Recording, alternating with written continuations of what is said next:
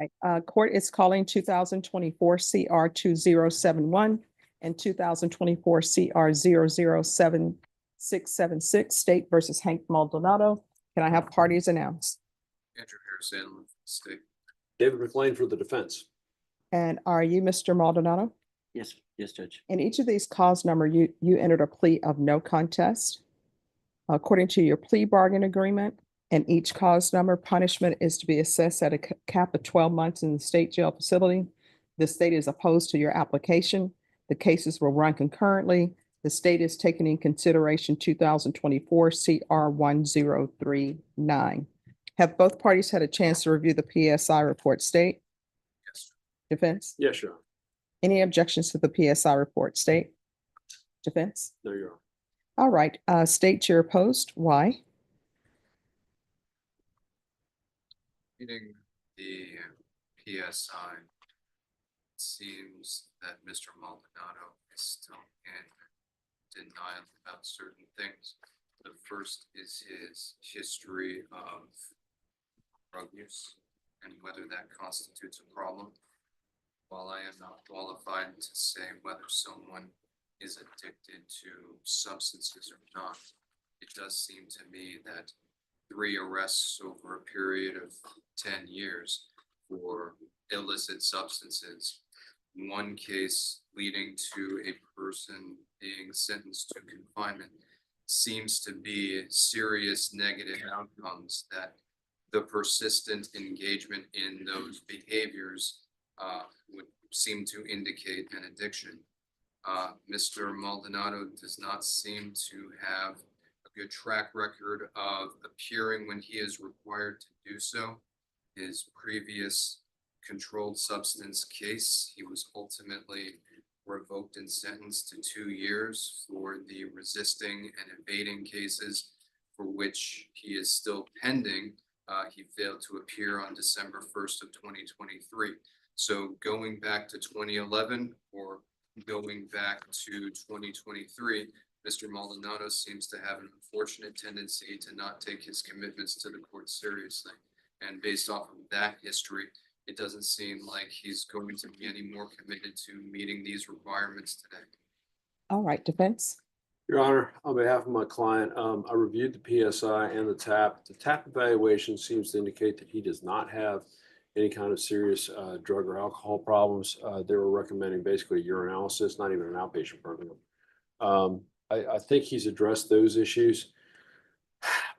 In all candor to the court, we had a PSI set for Mr. Maldonado and he did not appear and he did take off for quite some time. I've talked to Mr. Maldonado about it and he is basically just terrified of going to prison. That's really what it boiled down to. And with kind of this opposed type of offer, he was very nervous about coming in. And some people have a fight or flight, and he took off.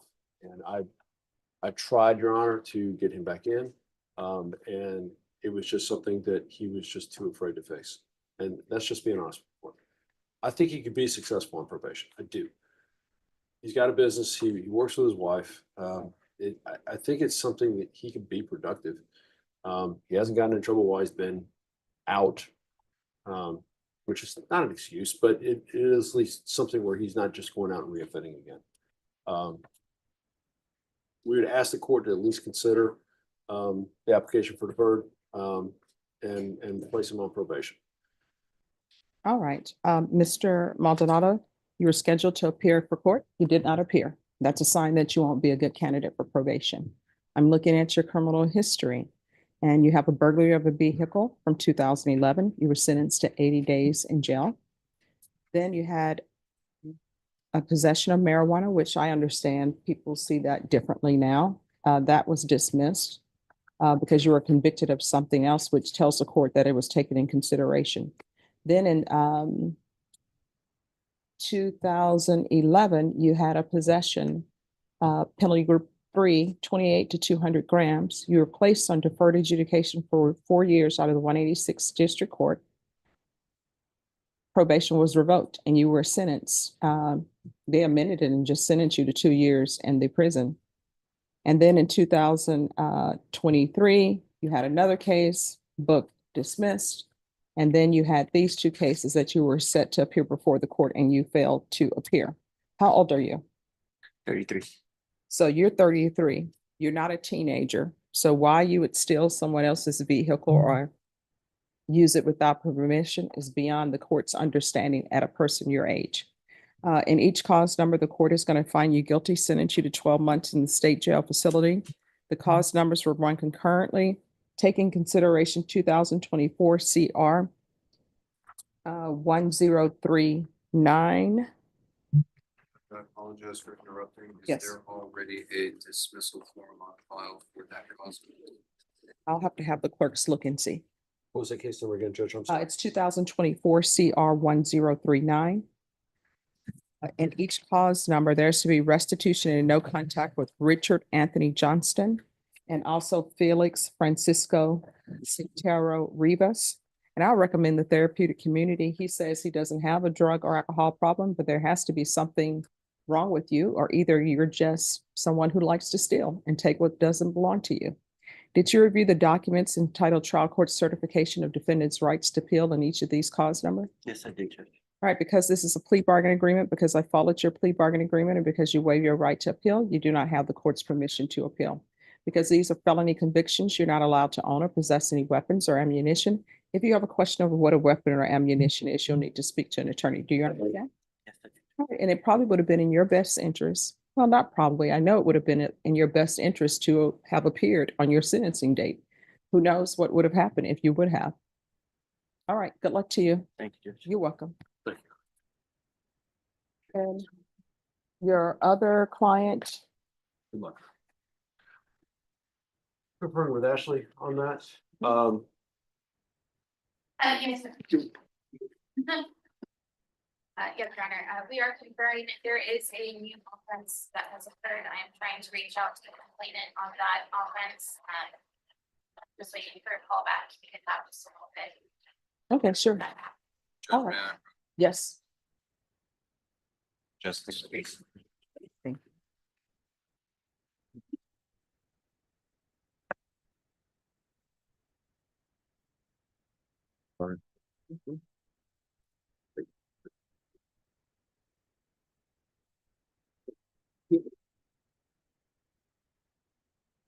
And I'm just gonna put a couple of things in the Odyssey, then I'll give you these files. Judge, may I have your excuse? Yes. Thank You're welcome.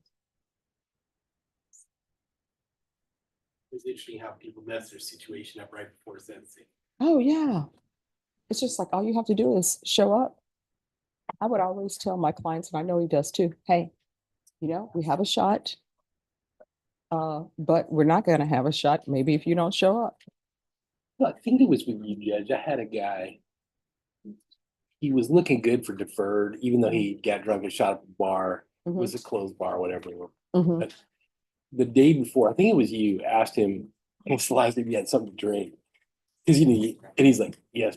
And he had all kinds of sympathetic stuff. Like Yeah. I actually thought he was gonna get deferred, but you know, I mean, obviously that was the wrong answer. That was, Yeah. you know, you can't be, you know, after all that, you're drinking while you're on probation or while you're on bond. It's Yeah. right before the court. It was, You would think It you'd was be just- like, I'm not going to drink or do anything. I'm going to get my life together because I want to present the best me for the court, you know?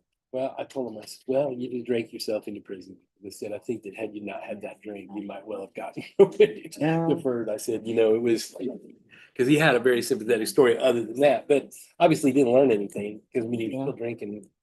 I had another guy went out, the night before his PSI, he ended up starting to have a couple drinks in Houston. Then it turned into some blow. Then it turned into a chase with the police.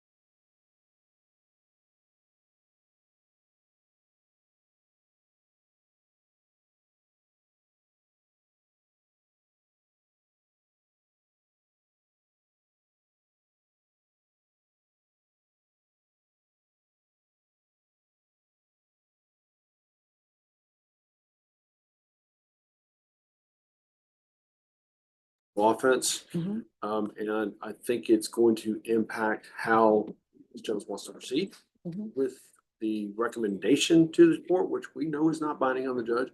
Yeah. But we'd at least like to have some sort of recommendation where maybe we can have both cases taken care of. All right. I'll have you all come back on the 22nd. 22nd. Mhm.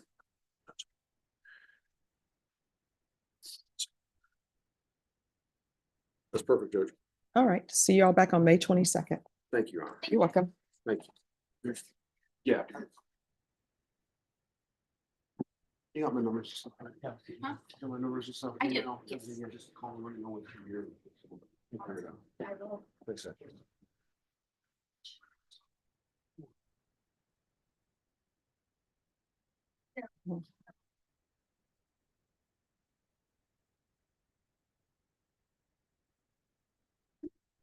I make the last one, it was great. We move this is.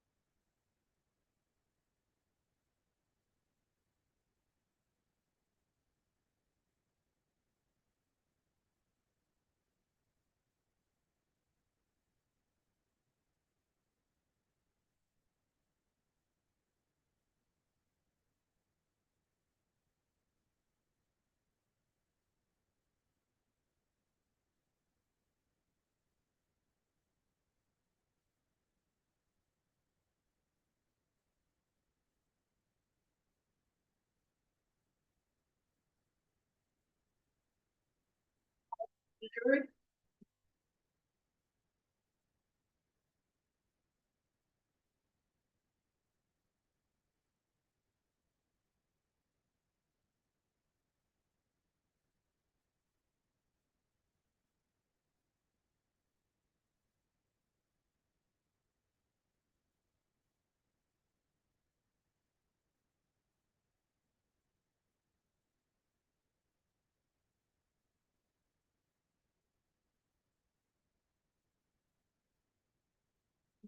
seated? Defense, you may call your next witness. Your Honor, this time the defense will call Mariano Rendon to the stand.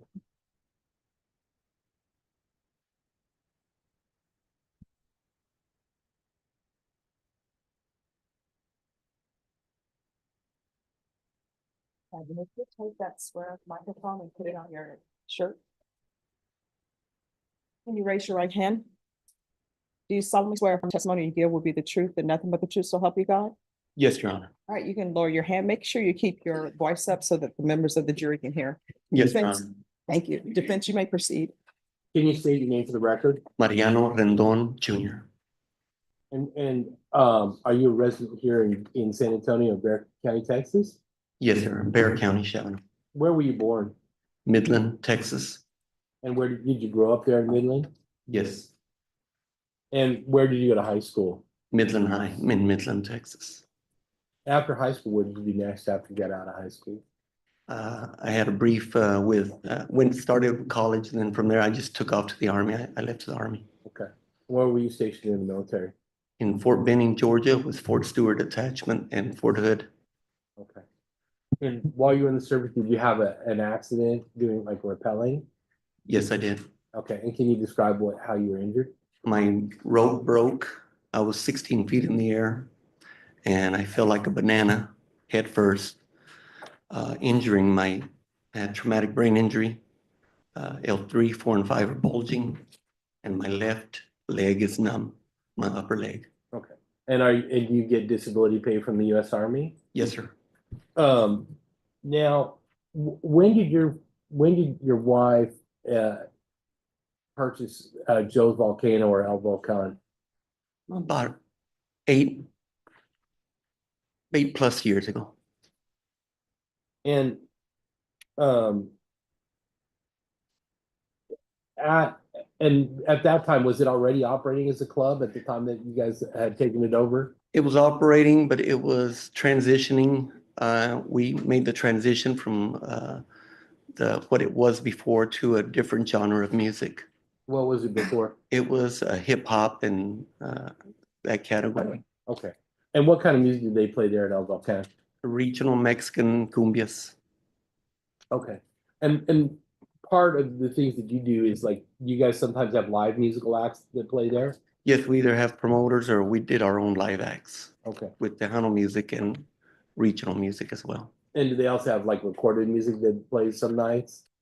Yes, on Saturdays, that's always a DJ recorded music. Okay. And what you're there all the time, kind of when they're during operation, is that fair to say? Friday we check in, and Saturday I was there. During the week, the staff, my wife, my kids, they run it. Okay. But you try to help out on the weekends when the club is kind of the most busy time? for Yes, that? I'm basically the host. Okay. And what do you do as the host? What is your job there? For me, it's eyes on deck. Just walking the perimeter of the dance floor, walking the club, just walking with or without a security guard or without, just reading the people, reading the body language, reading the hats. We don't allow hats to go backwards because to me that's starting fighting or something. So we read the crowd, or if there was new people or guests, I knew 90% of our customers one-on-one. I mean, just overall, I wanted to be the point to call in the radio and hurry, there's a problem, it's over here. And then you would also spend a lot of time like greeting people that you knew that were there, like your past guests and people like that. Yes, for the most part, every Saturday was the same crowd for the most part. Okay. And you had seen Tina Jimenez and Pablo Rodriguez there quite often? Tina started about 5.5 years ago. I think she had her husband passed away or something, and then she started going there. Pablo and his friends had been going there since we bought it. They had their own section where they put all their beer buckets and drinks, and the two stools where Tina and Pablo would sit, or Tina and other ladies would sit in that area. And you had spoken to them at various times in the past, is that correct?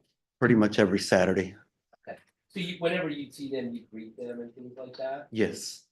And like, we see what's been marked as states to the three and entered into evidence. And this is a photo of you and him, kind of just, you and Pablo just kind of posing and be in a friendly manner. That's the norm. That's if you were to say that, show that picture to anybody, it's the norm. I'm one-on-one with everybody. I want to know everybody. Okay.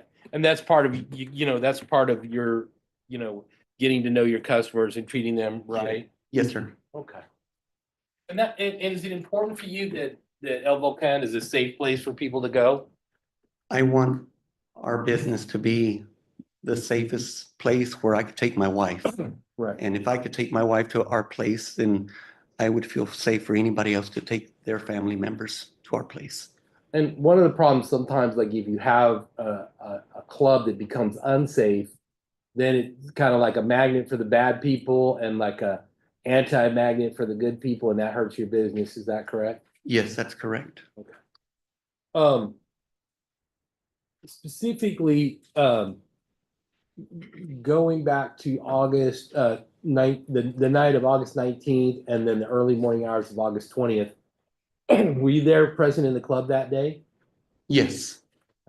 And at some point, did you have like an encounter with Pablo Rodriguez before all this stuff happened, maybe around midnight? Yes. I know my customers. I know their demeanor. I know one-on-one. This particular night, I didn't know it was his birthday. I didn't know anything other than I was wearing a baseball cap, and I literally didn't wear it the rest of the night because I had an issue with it. As I'm walking around on the interior of the dance floor, there's a railing all around the dance floor, and I walked inside and I'm greeting everybody. I'm looking at everybody. I'm making eye contact with everybody. As I'm passing them, I said hi to Tina as usual. Nothing out of the norm, because all of their party, they work from Casillas Muffler Shop, and they're always there, and they all knew me one-on-one. As I'm passing Tina, the gentleman that I forgot his name. Pablo. Pablo, I'm sorry, I went blank. Pablo, he grabbed my hat and shook me, went like that, like that, like that, like 3 times. He just jolted my head, and I stopped him, and I said, "You need to stop. We're not going to do this tonight. We're not going to do this." And then Tina got on his case. I said, "Tina, I don't know what's going on, but tell him not to do that, or I'll kick him out." And then that's when she said, "Oh, yeah, we're partying at this place. We're having drinks. He's just a little accelerated." Objection, Your Honor, hearsay. Sustained. Just don't talk about what other people said, okay? Because there's some rules about the court, which means that we can't talk about what anybody said unless the judge says we can. Yes, So sir. whenever I'm asking you questions, I'm just asking you questions about your observations of their demeanor or like their actions, like physical actions. Yes, sir, Okay? I'm sorry. Okay. Now, when he grabbed your hat, did you feel like that was kind of out of character for him? Yes, sir. And did it surprise you that he did that? Yes. And did you begin to think that he might be intoxicated when that happened? I think he was just feeling very, very good. I mean, because we're at a club, I think pretty much everybody's trying to get intoxicated or gonna get intoxicated. So he was feeling good. Okay. But maybe a joke that you felt kind of crossed the line a little bit? Yes. Okay. Between that and 2:00, did you have any other interactions with Tina or Pablo that's memorable in any way? No, just the normal. If you're, let's say, like they were always there at one part of the club by the dance floor, I think I would say 8 to 10 times I'll circle the club all night long, keeping an eye on everybody. I'll circle them about that many times. And then, but there was nothing that stood out like as odd other than that incident with the hat No. prior to this. Okay, so let's talk about 2 o'clock in the morning. So what is the significance of 2 o'clock in the morning in the business, in the bar business? Well, in my timing is 1:45. Okay, what is significant about 1:40? 1:45, everybody that has beer buckets, we take the buckets out away from them because the beers are in ice. So our philosophy is take them out of the ice, put them on the tables, they'll drink up because they don't want them to get hot. So it gives them a time span, hurry up, we got 15 minutes. And then I think we pick up the beer buckets, I believe it's 1:55. That's the time that all beer buckets should be picked up by then. Then at 1:45 and every 5 to 10 minute increments, they're saying last call, last call. Now, where it gets confusing is that last call is the bar is closing. However, we have late night hours through TABC and they can still drink till 2:15.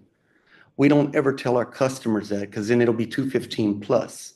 So they think they're getting away with 2 or 3 minutes, whatever, but we start picking up the empties or hot beers and throwing everything away at 1:58, 2 o'clock. And when we talk about TABC, we're talking about the Texas Bureau of Alcohol and, is that correct? Texas Alcoholic Beverage Commission. Texas Alcohol Beverage Commission. And so they have these strict rules, and if bars are in violation, they sometimes have people that go into the bars to check on their compliance. Is that correct? Correct. And sometimes they may come like and inspect your bar, or they may have somebody that's there either trying to buy alcohol underage, or they may have somebody trying to check to see if you're complying with your stop drinking times. Yes, sir. Plenty of times. And so that's something that's of concern to you, is that you're drinking, that you stop selling at 2, correct? Correct. And then you have to have everybody stop drinking by 2:15. Correct. But at what time do you start picking up the actual bottles of beer? As what my pattern is, when it's closer to that time, when it's 2 o'clock, I start going like this around the whole dance floor. I'll go another 5, 6 times around the dance floor, and I'm aiming at my watch and telling them to drink up. With that, I'm either I have a porter with me or I'm by myself on the dance floor because everybody else, it's a big club, and I'm throwing away the empty bottles or the bottles that are halfway, and telling with what I'm doing, I'm letting our customers know that it's time. Start drinking up. And on the third time, because I'll tell them the first time, hey, it's time. Then I'll go around the second time, the same person, and it's time, hurry up, I'll be right back. And the third time, they've already been told 3 times, that's when they know to give them up. And it's customary. That's what we do. And we pick up everything and we sweep. We basically sweep like clockwise, and we take everything off where everything's empty. And at that time, all the porters and the security officers come to the floor to help collect all the alcohol. Is that correct? Yes, that's correct. And what does a porter do at your establishment? Porter's always picking up trash, broken bottles, empty bottles, any debris that needs to go into the trash can. Okay. And then the security officers, what are their roles? Their role is to oversee the entire clientele inside, the parking lot outside, to continue to overwatch the bars, to continue to overwatch me, and to be on alert if something comes in. And on a night like this, like how many security officers would be inside the club? We always do more. We're required for the size of our club to have 3 security. That's the requirement by TABC. I think, and it might be 3 or 4, but it's like if you have 200, you're supposed to have 1 security guard, something, there's a matrix. However, I always try to get 8 to 13. I always want to have an abundance of security so they can cover the outside, they can cover each other, they can cover the inside, and then we can also patrol the parking lot. And in a normal night, how many people might be outside versus inside? Security? Yeah. 2. 2 is a protocol, 2 guns outside at all times. And then And then there may be some other guys going out to deal with incidents or something like To that. deal or talk with customers, to go to the parking lot. The parking lot's around the corner of the building, so somebody will take off out there to scan the area, make sure there's no burglaries. And the rest of the guys are by the restrooms. We have them posted by the restrooms and strategically, How big was El Volcan? 10,000 square feet. 10,000 square feet, so that's very large. And it's all on one level? Yes, sir. And then, how many, how many people can fit, what's the amount of people that can fit in that establishment? I don't know if it was 860, from the upper 800 to lower 900. I don't know I can't remember the exact number. And that's a lot of people, right? Yes. Like on a Saturday night like this, about how many people would be in El Volcan at a time? We're known for the safest club, so I mean, we'd get to the point where it wouldn't be how many we can put in, is how many people are going out. That's how many people we let in. If 6 people left, 6 people would go in once we hit our capacity. And then, on this particular night, how did you get kind of alerted that there was a problem? Me and the door guy, also my staff, like Chris and the door guy, they'll, at some point during the night, they'll be from outside, they'll go inside and assist us. So me and, I believe his name was William, we were walking the dance floor. We had already made our rounds. We were on our 3rd round coming around. We were probably 40, 50 feet away from where Tina and Pablo were sitting. In their area where they normally sit. At that point right there, I see something, I see a commotion, I see a brawl. And do you have a walkie-talkie that you carry? Yes, I do. Okay, but you didn't hear any radio call about it, is that correct? No, I don't have a speaker. I'm the one that just calls it in. Okay. I don't monitor the chatter. Okay. If I see a problem, if I see somebody, putting their baseball cap backwards, putting their shoulders up, some demeanor, I'll call security in, go to this area, go to bar 3, go to bar 1, just monitor. And so when you heard the commotion, what did you do? I saw the commotion, and it's dark. It's a club, it's dark, and there's a lot of lights, but I saw like just a ball, and then people are getting away. So I knew there was something. So me and the gentleman with me, the door guy, we ran up there. And as I'm running up there, I see it's just there on top, and it's just a mountain. To me, it was a mountain of people, and they were attacking somebody. That's all I saw. And did you know, I mean, because it is crowded, because it's dark, there's lights, there's this pile of people. Do you know who's in that pile? No, sir, I did not have a clue of who was where, when, nothing. Okay.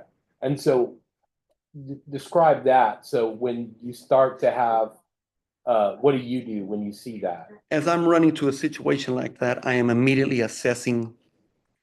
I'm looking out for security guards. I'm probably yelling on the radio. There's so many things simultaneously that are going on. And as we're approaching, my staff is ordered, their protocol is to make a wall around the problem, to stand. They're not allowed to get involved. Just stand, watch while the security gets there and they take over. But at least nobody else gets hurt. They're just there to instruct it. So as me and the gentleman were running, I see them just wailing on somebody. I did not know who it was. There was 3 to 4 guys and a girl. They were on top, just wailing at somebody. When you say wailing, you mean they were throwing punches? Oh yeah, it was bad. Okay. And so when you get up there, what do you do? Well, at that point, there's only 2 things I could do. I don't see security yet because it's happening so fast. I'm yelling it in. And I just went and I mowed them over. I pushed everybody off. With the momentum of me running, I just put my hands on the whole crowd and rolled them over. And I remember getting up, and the first person I got is this girl. I grabbed her. She was hitting somebody down there. I grabbed her up, pushed her off. I got the guy here, pushed him off. And then we're peeling off the other guys. When they saw who it was that went there, they immediately dispersed. That's when I believe security got there, and they were handling. Okay. And at some point, when you first got up, when did you realize it was Anthony that was on the ground? After we peeled him off, after I picked up the girl and moved that guy and pushed him out off the mound, so to speak, then I noticed there was a security belt, security uniform, and a weapon. And did that scare you, the fact that there was a weapon in this pile of people? That's my biggest fear. That's my biggest fear. I will not panic. I will go, just alarms are buzzing. That's my biggest fear. Because if someone gets the gun, they could hurt you, your staff, or your patrons, right? Yes, At that point, did you know that Pablo was in that pile of people? no,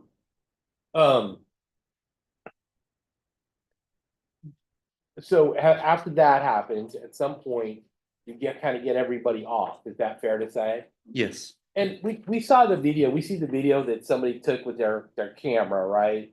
That was passed to, I think, Esperanza. And that video, that clearly does not show the entirety of this encounter. Is that fair to say? it's very fair to say. Okay. And does it look to you like it's been edited in some way? Definitely, And why do you say that? because it doesn't show me running up, doing what I did and peeled the people off. It didn't show me literally grabbed her from behind, picking her up and putting her over here, getting the other guy, which I guess that was her boyfriend because they stayed together, putting him over there and then dispersing the rest of the people off. Okay. So what we're really just seeing is the very end of the encounter. Is that safe to say? It going to the ending, yes, sir. And then we also saw, to some extent, the video that you had, your surveillance video, I guess, from the club. Yes, now that will show you, however, it's very hazy, but I could walk through to there I am, and you could see exactly what I did. Okay. And but it is super hazy, right? Yes, we That's have one of the smoke problems. machines. Yes, sir. Yeah, and then one of the other problems, you have all these flashing strobe lights and things like that. Yes, sir. Does that sometimes obscure the camera Yes, sir. and make it difficult to see? Yes, sir. And then you don't have, it's kind of dark in the club, is that right? Yes, sir.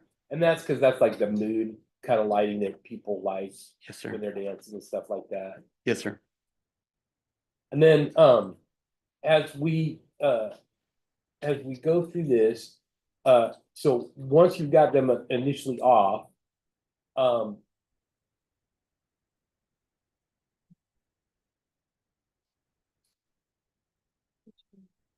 let's start with the overall. No, yeah, the surveillance. We do that on this. Yeah, just stop.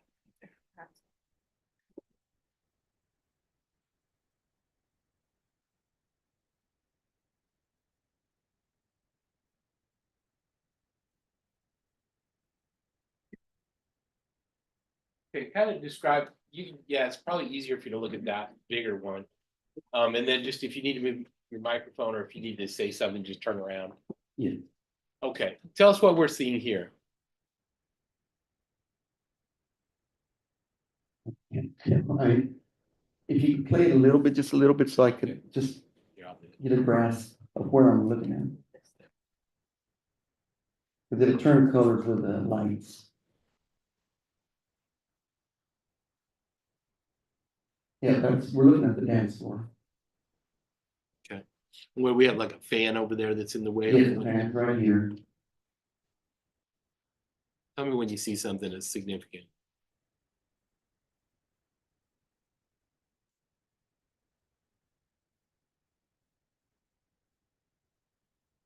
It's very hard to see, is that correct? Yes, sir.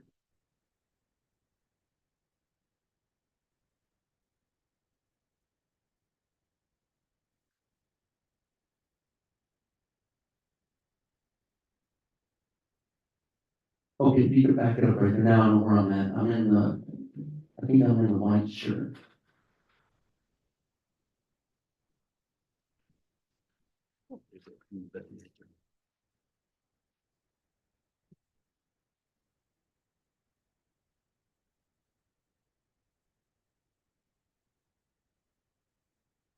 I'm kind of playing it frame by frame. Can you see where you're at there? Yes, sir. Where are you? Can you stand up and point to where you're at? I believe this is me right here. Okay. I'm- And is the fight already started at this time or not yet? I think Yes, it has. Do you want me to back it up a Yes, little sir. bit?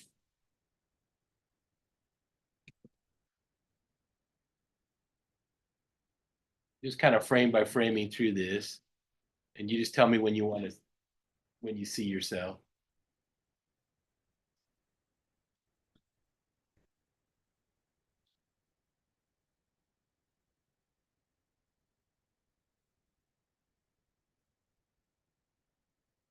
Is the music quite loud in there? Yes, sir. And in fact, throughout the entire encounter, we see some people on the other side of the dance floor, and they don't seem to be aware of what's going on at all. Is that correct? We see them actually dancing. What about strobe light?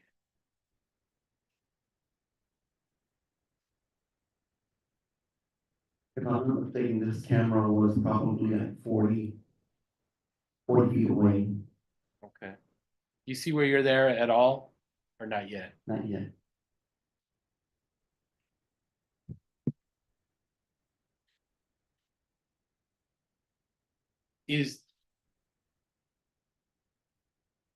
Is there something? Well, let me just see what that person.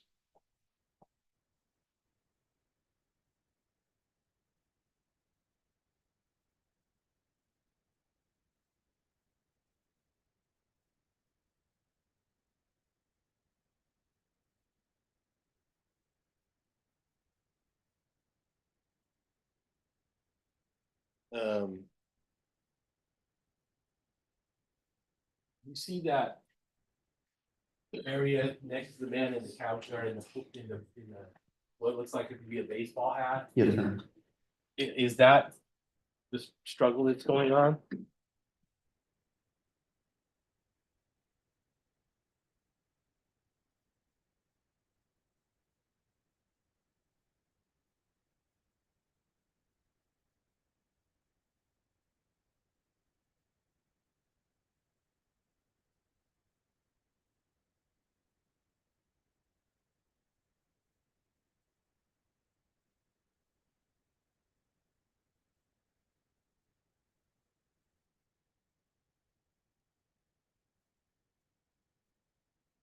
It's just very difficult to see. Is that, can you see anything now? I don't think it's happening yet.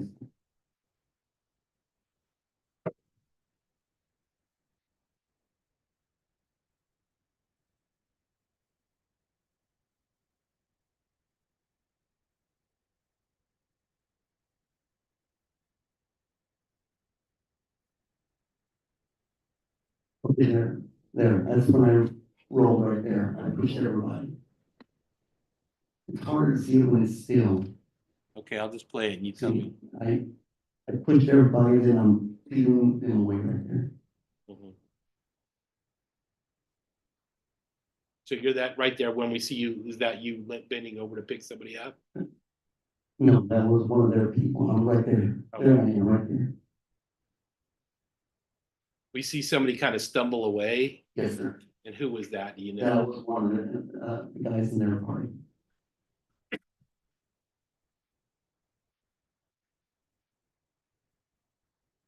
We see people struggling there. That's where, yes, I'm in contact with a couple. And they kept coming at me or coming at the situation.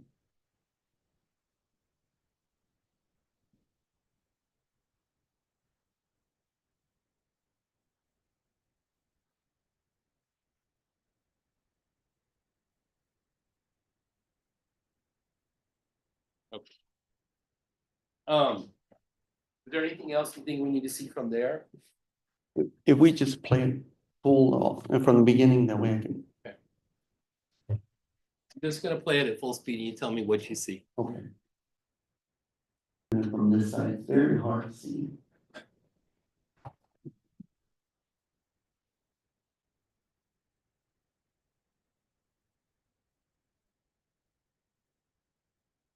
Right there. There.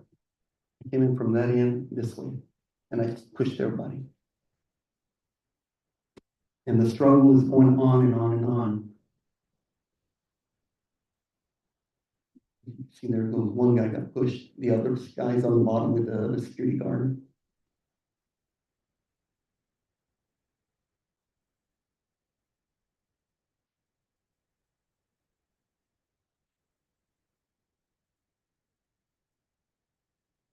And that's where I'll push them, because it's still going on. I've already made it one-on-one with the security guard, but these people kept coming. So at least we got a perimeter waiting for the security guards. Okay. So after you started peeling people off, some of the guys stayed on the fight and some people but Pablo and Anthony are continuing to struggle there on the ground, correct? Yes, sir. But after you start peeling people off, and were other staff members like Calvin and Chris also trying to help keep people away? My staff is, the ones that are not certified as security guards or anybody else, they're not allowed to touch, grab, push, or anything. They're allowed to make a wall. Now, sometimes they have to grab somebody or something, but our protocol is, if staff is there first, you create a wall. You're telling us, here we are, instead of, we don't know where you are, they're over there. So now we see our staff, half circle, or two guys, they're waving us in, like an airplane, they're just waving us in. And then that's when we all get there, everybody gets there, whoever comes first, either I or security guards, just whoever could come assess and do something in the situation. Okay. Now, during this period of time, the female is continuing to come and approach you multiple times. Is that true? Yes, that's correct. When you first, let's talk about the people. You said there was, how many males were on top of Anthony when you first arrived? I believe it was 3 plus his nephew and the girl. And I remember the girl because it's rare to see a girl fighting with guys, and she was hands-on. Okay. And so at some point you saw her hands on, and then at some point, Carlos, her boyfriend, is trying to like pull her away, and she keeps coming back to the fight, correct? Yes, sir. At some point, did she make contact with you physically? Yes, one of the times that I pushed her back, another fear is I have somebody I'm dealing with here, and takes priority because he's a licensed armed security guard. So my priority is here, and then I have somebody just continuously on my back. One of the later times that I pushed them back is she made contact with me and scratched my neck part. May I approach the Yes. issue with remark states number 9 and 10? Do you recognize these photos? Yes, sir. And what are those photos of? Of my back. Of your back, and is this photo 10 is your back and photo 9 is your neck? Yes. And when were these photographs taken? That night when we got home. Okay. And your wife took these photographs? Yes, because she saw him. She goes, "Hon, you're scratched up." I said, "Well, I know she made contact with me, but I didn't think it was bad." And there's a period of time where you're like we see on the other video that's been admitted into evidence, we see you talking to the police officer and your shirt's all kind of undone and like that. Is that because you were showing the officer the injury? I don't remember. But if that, you remember why your shirt was all undone when you were talking to the police? Well, because they were yanking it from behind. Okay. And these photos 9 and 10, they accurately represent how your neck looked when you got back to your house? Yes, sir. I'll tender to the state and move to admit states. Our defendants 9 and 10. No objection. All right, defense exhibits 9 and 10 is admitted without objection. Yes. Well, let's talk about the injury we see in number 9. Do you believe that was caused by the female? Yes. And the photo we see the scratch on your back, number 10, do you believe that was caused by the female? Yes.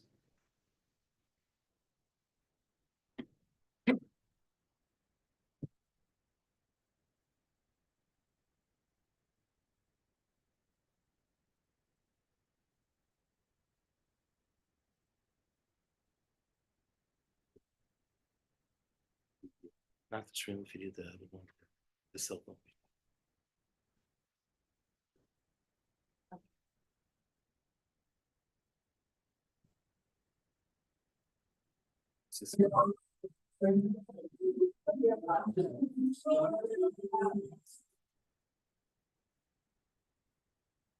Okay, now, when we start this video, Is it apparent to you that this video is only capturing the part of the altercation? Yes. And yes. what tells you that? Because if you see my video, even though it's hazy, you could position those two when I'm standing up and when I'm pushing them. If you were to position those two and back up and forward, there's plenty of video that's missing.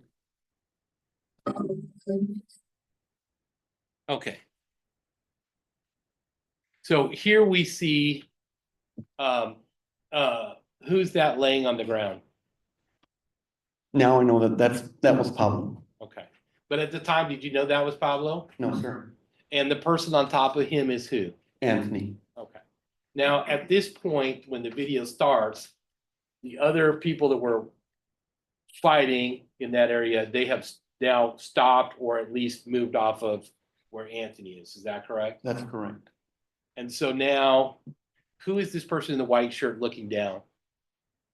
I don't know. Okay.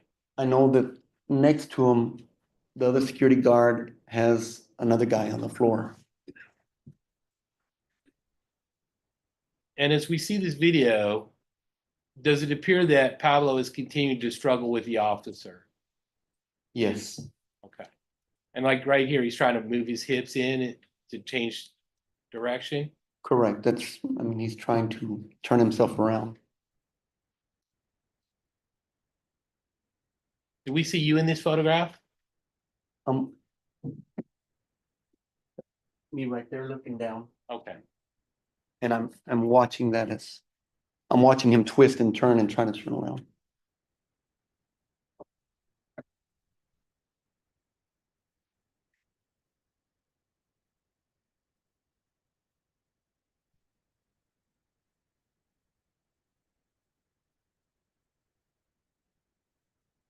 What are you doing right here as we see you moving forward? I'm dealing with that couple, that girl and that guy, and waiting for security. Like I said, it's milliseconds that all this is going on. Right there, I looked down and his hands were more closer to his weapon. Okay, and now is where we see you actually do like a knee drop on him. Is that correct? I put one knee on his stomach Okay. And why did you do that? because his hands were touching the holster. Okay. And were you concerned at that time for Anthony's safety and your safety? I was concerned for everybody's safety. I did not want to have a massacre in my club. Okay. And then as you're dealing with this, we see you starting to get up. Do we see the female coming back towards you?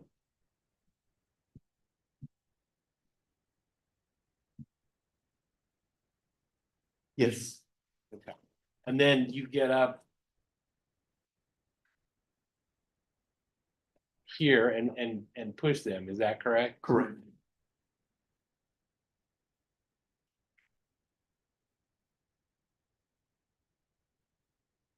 And we see you push him again. We see an object at the bottom of the frame. You know what that is? That appears to be Anthony's hat or somebody's black hat.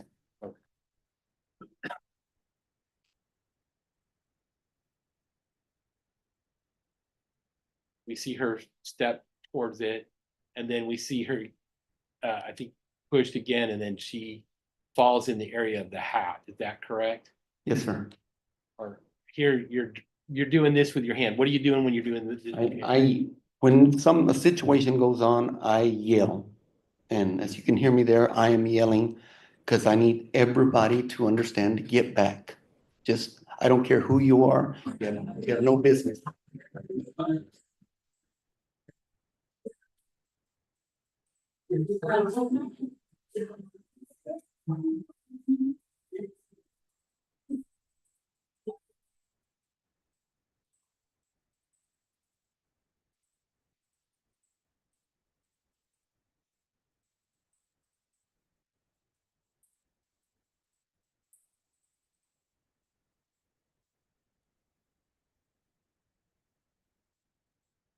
So here we see some items here on the area on the floor. We see the hat. Do we know what those other items are? On the very bottom if you can see that little white rectangular thing, it's about a rectangular right here. This right there. Mhm. My wife prints out and labels every radio. That's the radio because that's the label that she prints out, like 15, 10. They are all marked and GPS.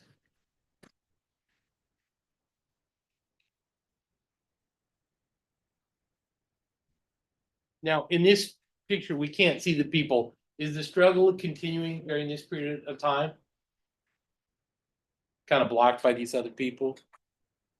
I think the security guards they should be, they'll be coming up from that end. And then this is the time when you push the girl and the guy, I guess the third time, is that correct? Yes, because if you can see the distance, they're closer than the previous times. They're real close to what's going on. Where the hat was at, that was far away. Where, Okay, and she falls in about the direction of where the hat and the radio is. yes, sir.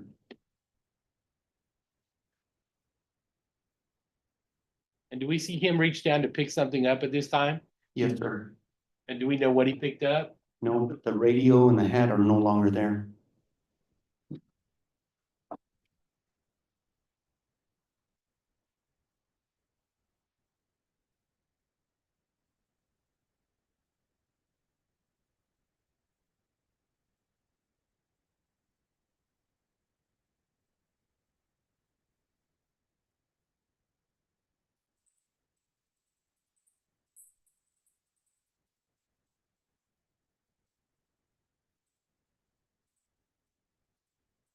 When you look back there, we don't see the hat any longer. Yes, sir. No hat, no radio. Everything was missing now.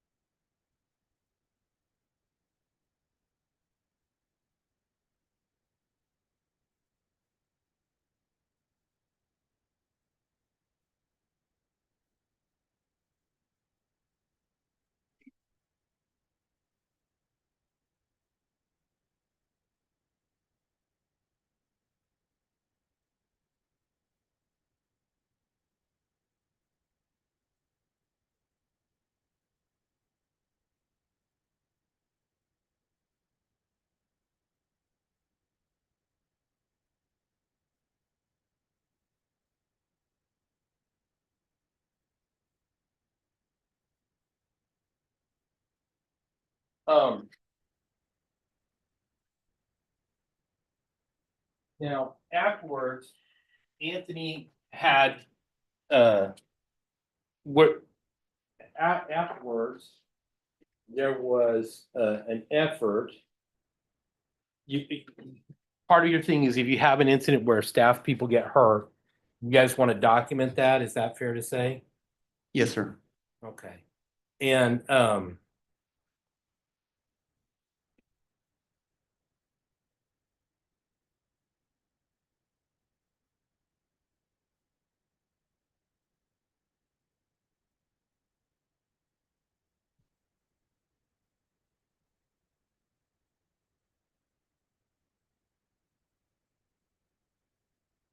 so there were some photos taken of Anthony.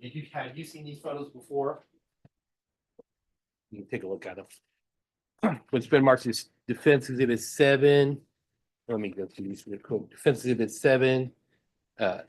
Let me put them in order first.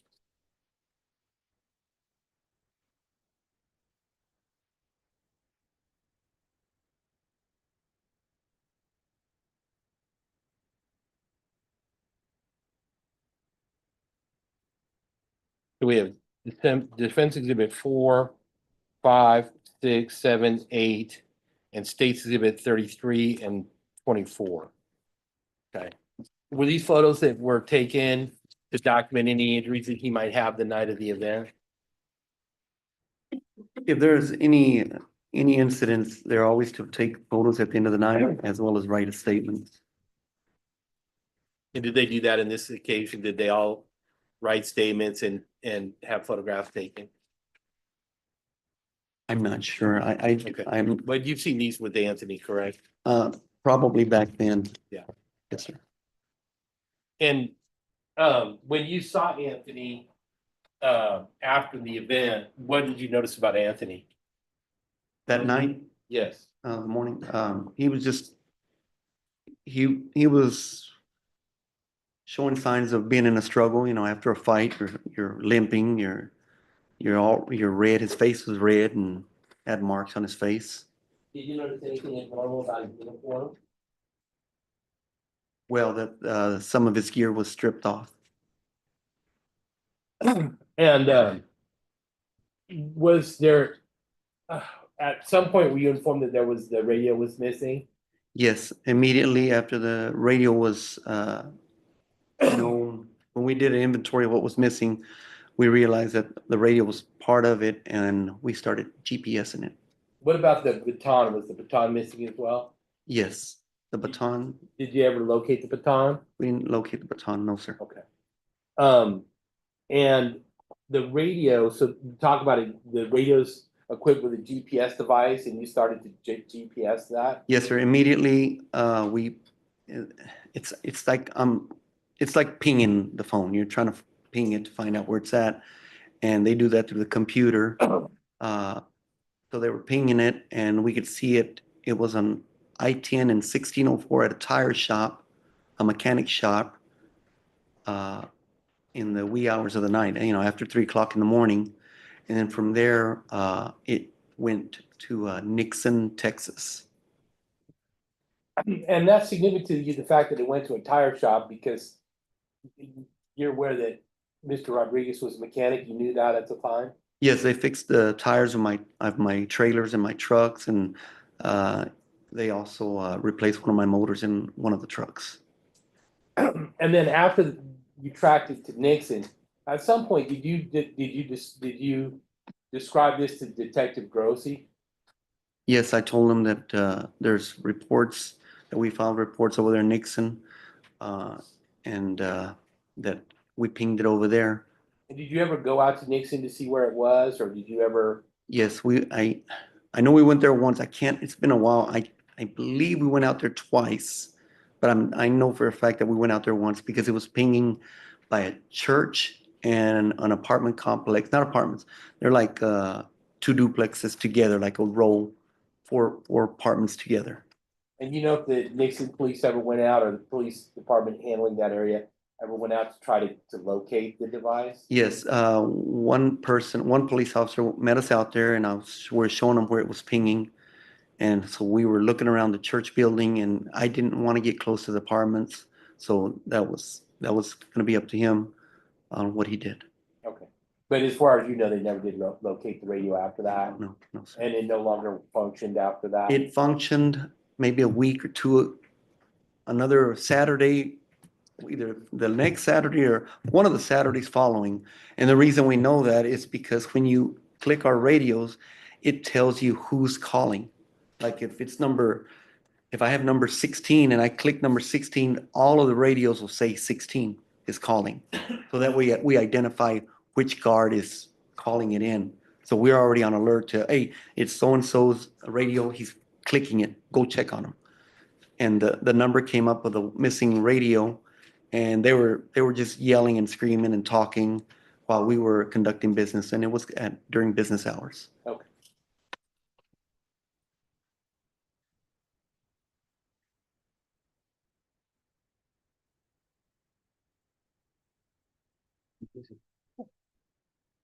John, I'm gonna show definitive 1, 2, and 3. I've already tendered these to the state. We're gonna ask that they be admitted. I believe there's no objection. Any objection? No objection. Right, defense exhibits 1, 2, and 3 are admitted without objection. And is there a camera at the entrance exit door? Yes. And are these stills that we took from that entrance exit door camera? Yes, sir. And who is in these photographs? Who's the person in the brown shirt? That's Pablo. Okay. And is he being escorted by a security guard as he leaves the building? by Anthony. Yeah, and Anthony actually is hands-on with him as they leave the building? He's got his shoulder on him just in case if he wants to turn around, or it's protocol. We put our hands on their shoulders. I'll publish the jury. Um.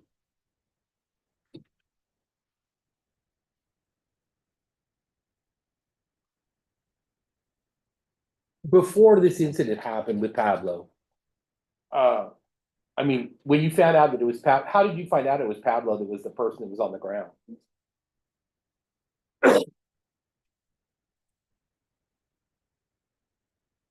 I don't remember.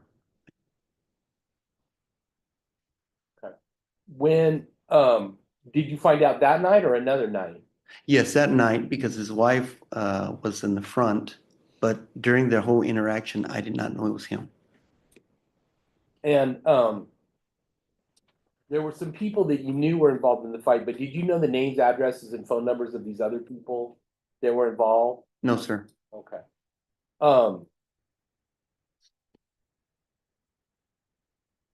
When you did the knee drop on Pablo, was it your intention to cause him, was it your intention to be cruel to him or mean to him in any way? No, sir.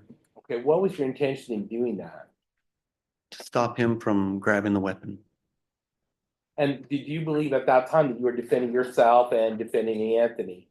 Yes, sir, because Anthony, it was, he could not handle him, and something else had to be done before that. Again, milliseconds, he could have grabbed, and it would have been bad. And now, when you did the knee drop, was it your intention to cause injury to any person when you did that? I mean, was it your intention to cause serious bodily injury to the person that was laying there? No, sir. What was your intent? What was your hope was gonna happen after that? I was hoping he'd just stop. I was hoping he would just free up and give up. Okay. And if the female and her boyfriend had actually stayed away, what would you have done if they would have stayed away and not come back to continue to get involved? I'm just gonna project a speculation now. Sustain. Well, let me ask you this. If they had stayed away, that would give you a better opportunity to handle the situation. If they would have stayed away while we're calling in security, the next thing to do, while there's already somebody hands on the person, the other person immediately grabs the legs and folds them back and neutralizes his movement. Okay. And so because these other people were getting involved in the fight, did that make it more of a difficult situation for you to contain? Correct.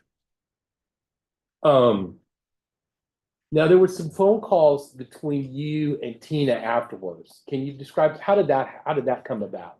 Tina went to the front and she talked to first she went to my daughter at the front desk, and then she went outside to talk to my son. When she was at the front desk, she asked for my number, and my daughter told her, or she didn't give her my number, so she gave her number to give it to me. Okay, but it was Tina that reached out to you and asked you to contact her, correct? Yes, sir.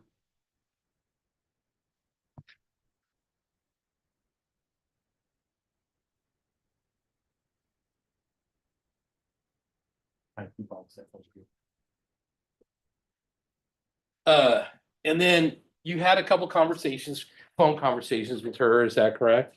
That's correct. And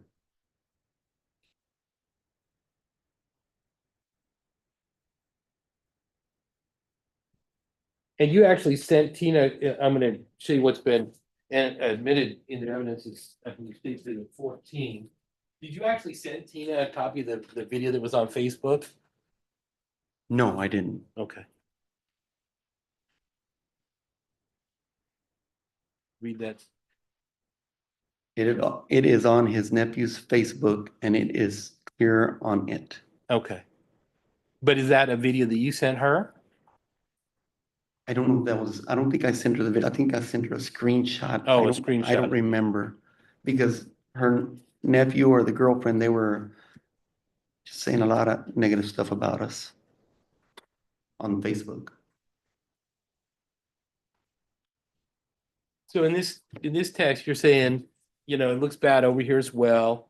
a security guard was beat up real bad. Let's work together and figure this all out. What was your intention in sending that text? Just to help each other out. We're friends. I Yeah. didn't want it to go further. And you said you are my family and I value you very much. Yes, sir. Um,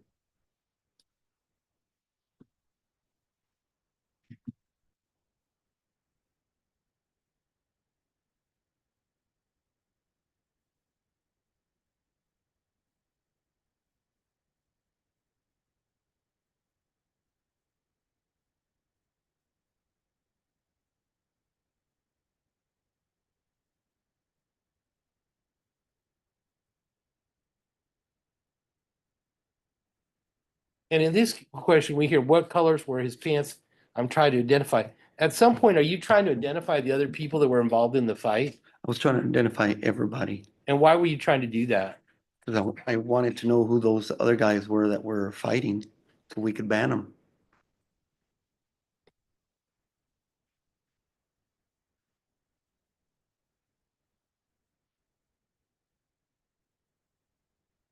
And during the fight, the porter named Calvin, was he injured as part of the fight?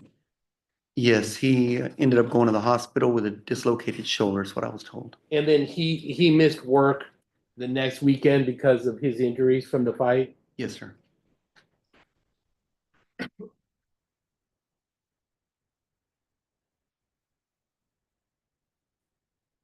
At some point, was she trying to did you feel like she was trying to get money out of you? Yes, the conversation from us trying to help her started going toward, well, Pablo needs to get compensated. So then it was no longer help. It was like, okay, now it's more, she's talking more of a settlement instead of helping each other out. What do you mean by helping each other out? Well, I mean, I was just trying to do the friendly thing and work together. Let's figure this out because it happened and let's just work on it. Let's work it out. I'll pass on this. All right, ladies and gentlemen, do you all need a short break? All right, so what I'm going to do is I'm going to give you all a 15-minute break. Is that enough time for everyone? All right, please remember my previous instructions and I will have you all back here at 3:45. Everyone, please rise for the jurors.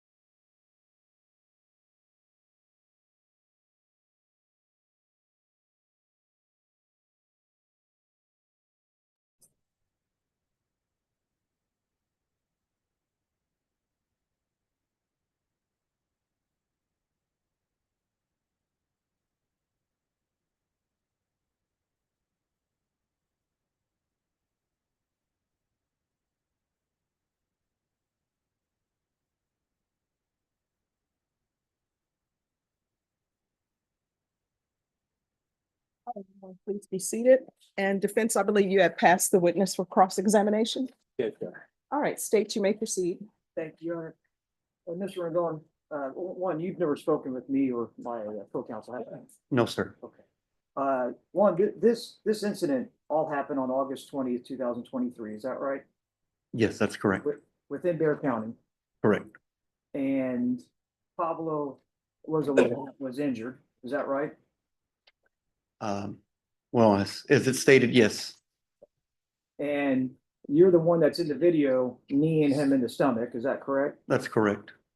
And let me ask you about the video. How many video cameras do you have inside of that, or did you have inside that establishment? One.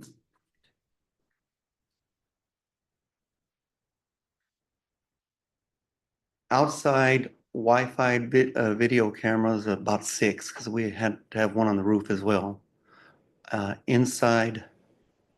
Let's see. At that time, I don't think we had the Wi-Fi video, and if we did, we probably just had one. We had the hardwired video, the one you would buy like at Sam's or Costco, and it was hard to, yeah, it's hard to keep it on the internet, on the Wi-Fi as well. How many cameras did you have on the inside of that building? Let's see, one.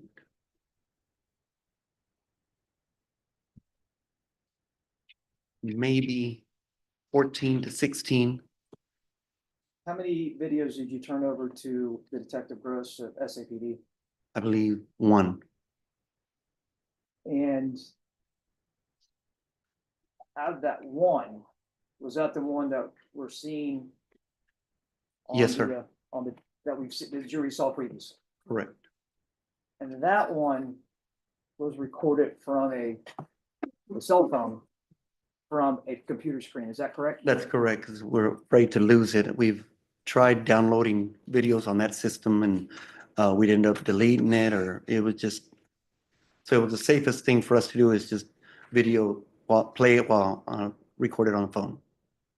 And so out of 14 or 16 cameras, that's the only video that you have at the inside of this establishment during that incident? No.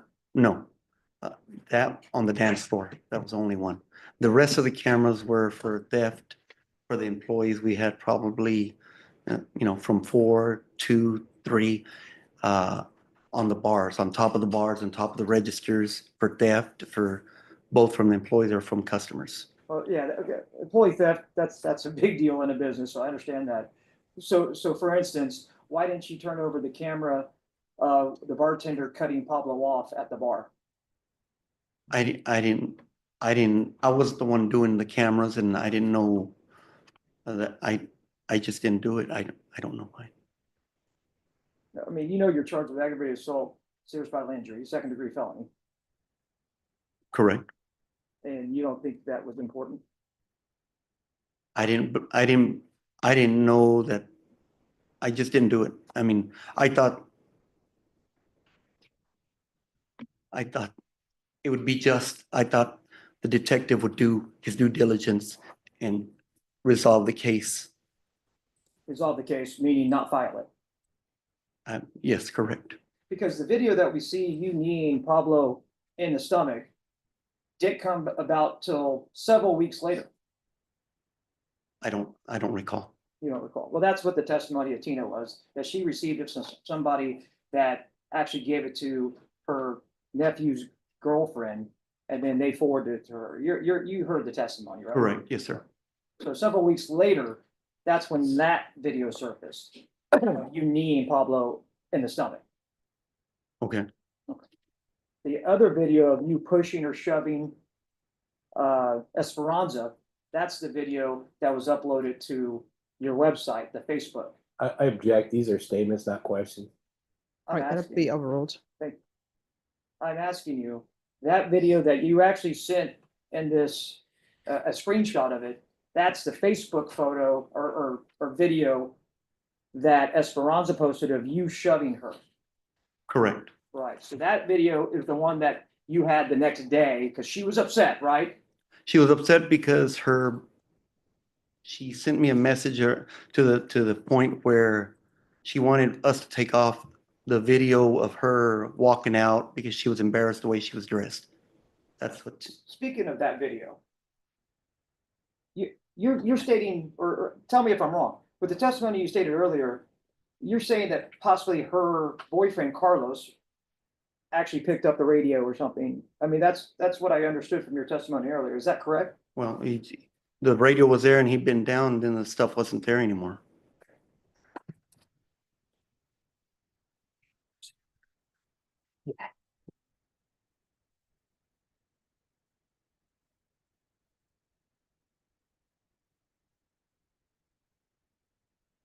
Okay.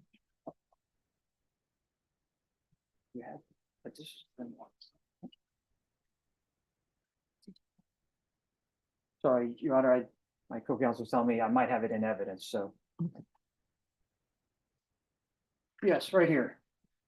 This is them leaving after the incident, right? Yes, sir. Okay, go ahead and play, it, please. You saw Carlos, right? Play it again, please. Pause it. You see in here, you obviously see Esperanza at the front, Yes, sir. yes. And then the individual, her boyfriend, which is Carlos Rodriguez, is standing right behind her or following her out. Is that correct? I believe so, yes. Okay, and then his friend, Mr. Baez, is behind them. Tell me what you see in their hands, please. Play it.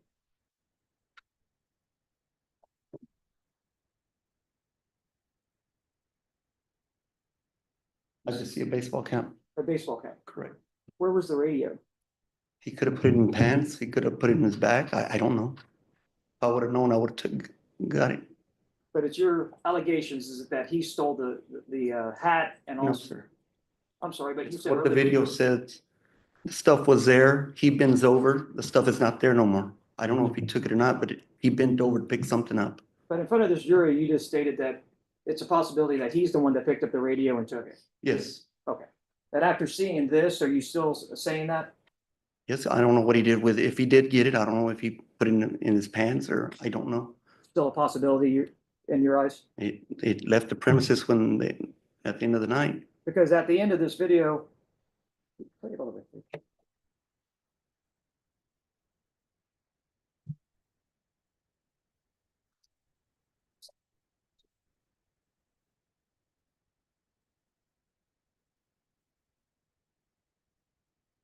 Who is that? The bald guy? His name is Scott. Scott is following them out, isn't he? Yes, sir. Escorting them out. Correct. So they had one of your radios, he probably would have taken it back, right? Well, the place is pretty much, well, there's no house lights on. It's pitch dark in there with the only thing lighting it up is the club lights. Plus, So side is different. so, okay, so let's go back inside. When you're inside with one video, you decide to go over to help out. Is that right? Yes. And you're a certified peace officer or you a certified No, security sir. officer? So you put hands on though. Yes, sir. And you believe, tell me if I'm wrong, you believe that by law, you can stop anything by any means when it's inside your club. Yes, I was a license holder. So you're thinking that you can do anything you want to anybody. No, in sir, that club. not anything. Just if somebody's doing something grave danger to me or to my customers, I can't be gentle. You I can't can't be ask, gentle? I can't ask them, hey, please leave, please put it up. I understand that. I mean, so a knee to the stomach as hard as you can and sort of grinding it in, is that being maybe too? I didn't aggressive? grind it in. I put my knee in his stomach to give him some time to pause and think of what he's doing because his hands were around the weapon. I'm sorry, you say you put. Oh. Did you put your knee or did you slam it down into his stomach? I made contact with his stomach. Did you slam it down to his stomach? I made contact. Did you slam your knee into his stomach or not? What is the definition of slamming, sir? What's your definition? Slamming? Yeah. Is it that? I don't know. I don't know the definition of slamming, but I put my knee on his stomach. Okay, You said earlier that I put both knees. I didn't put both knees. well, from the video. No, it's one knee, sir. So tell me this, if he was reaching for that gun, why didn't you grab his hand? Because I had those other two behind me and I was afraid I was gonna get jumped from behind. The other two, that one, you knew an individual was holding her back. You saw that, you saw the video. That man, Carlos Rodriguez, never, ever tried to touch you or touch any of your security guards. Isn't that correct? If I would have been able to assess all of that, things would have been different. Isn't that It correct? happened so fast in milliseconds. I wish they wouldn't have cropped the video so you could see the entirety of the video to show what the only choice I had to do is what I did. I didn't know their intentions. I know they kept coming. I know that he was hitting somebody there. I know that she was hitting somebody when I first got there. So they were already a threat. So my question was, Carlos Rodriguez never touched you, never touched your security guards. Is that correct? I don't know because From that video. when from you- that small clip, Yes, from that small clip. The clip, yeah, I'm sorry. he doesn't show to be doing nothing. He's trying to pull her away in that clip. Yes, sir. He's pulling away the lady, Esperanza, away from you and away from this, what's going on. Is that correct? That's correct. With Pablo laying on his back with Anthony Cochran on top of him, with his stomach exposed, correct? Yes. That's when you walk up and you slam your knee into his If midsection. you could see the video, if you could play the video, you could see how he's already twisting and turning back. Oh, yes. Okay, so, and his hands get to this area where his gun's at. Who did you tell about the gun? I don't know. You don't know, or you didn't tell anyone? I don't remember. I don't remember. It's been a long time. You remember quite a bit of this, but you don't remember if you told anybody about the deadly weapon that you were very fearful of, that a shootout in your club, people were gonna die in the safest club here? I You didn't would, tell anybody? I don't remember. You didn't tell Tina in the conversation, a 40-minute conversation, you never mentioned a gun. I don't remember, sir. Would you like to listen to your 40-minute conversation to see if it's in there? Or would you just believe that I'm telling you it's not in there? If it's not in there, it's not in there. Okay, and then tell me this, during your conversation with Detective Gross that was recorded, Mhm. when did you tell him about the gun and that you were in fear of your life or Cochran's life or everybody else's life? Tell me that. When did you mention that gun? I don't remember. I don't think I did. You don't believe you did? I don't think I did. Why is that? I thought he was gonna, I thought my whole thinking was the DA was gonna call me back and they were gonna check the rest of it, what happened, what the assault to the security guard, the assault to our bar back. I thought it was gonna be followed up. Let's talk about that, because that night you told no less than 2 officers that you don't want to press charges. You recall that? Yes, And then you recall saying, if y'all press charges, I'm gonna press charges. You recall that? if that's what the video says, yes, sir, I'm not talking about a video. or I'm talking about audio. your phone call. If the phone call says it, and it was such a long time ago. I understand, but you have access to your recorded phone call because you turned it over to the police. Is that correct? Yes, So you have access to it. You're the one that made the recording.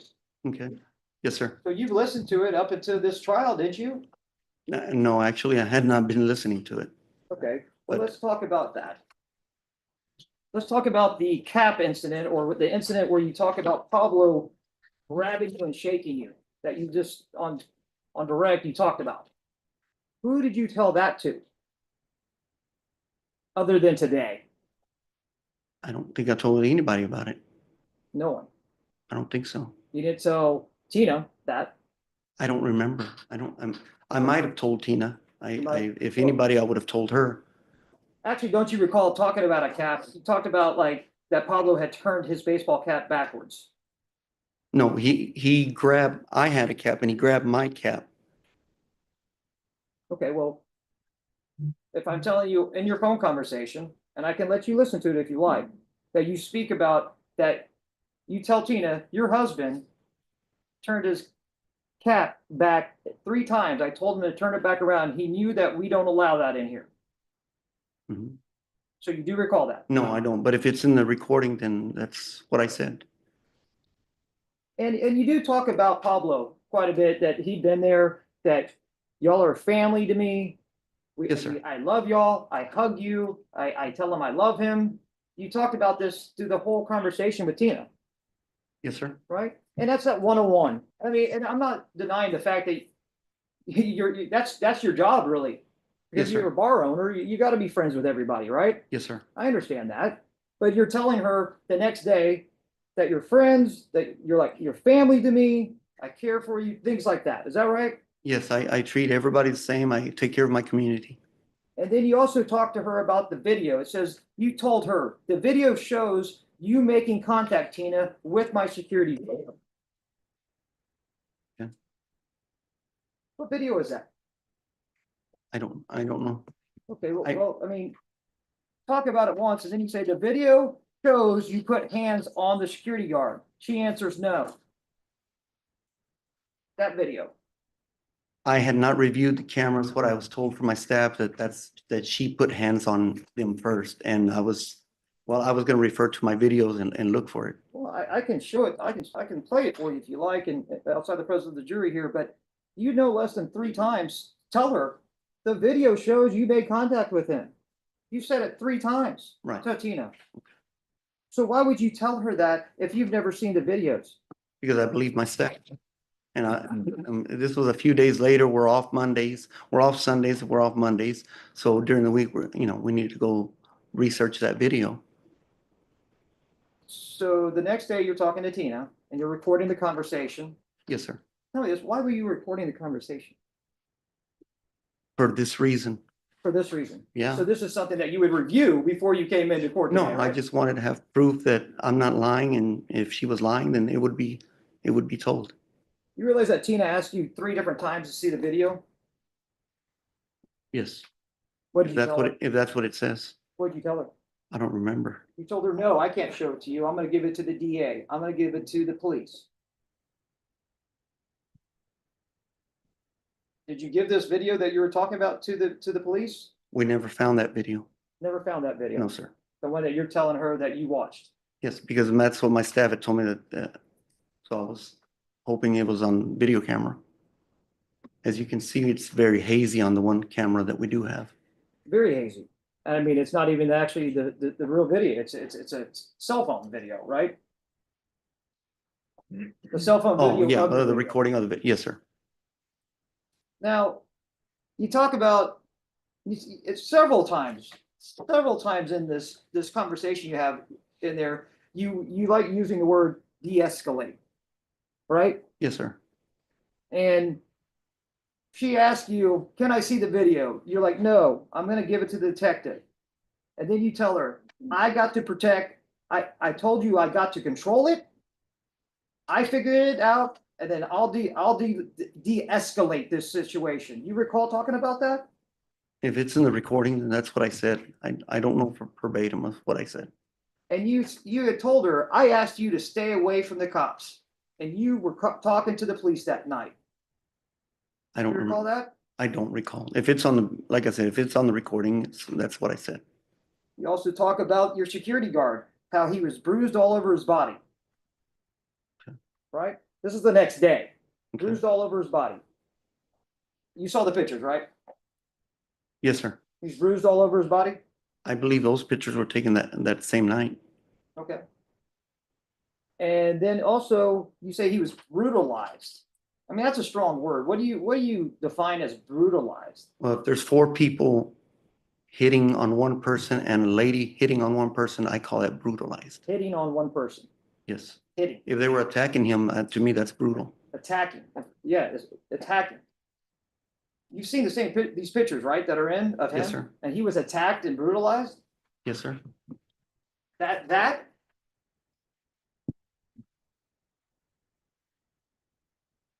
Look right here. Yes.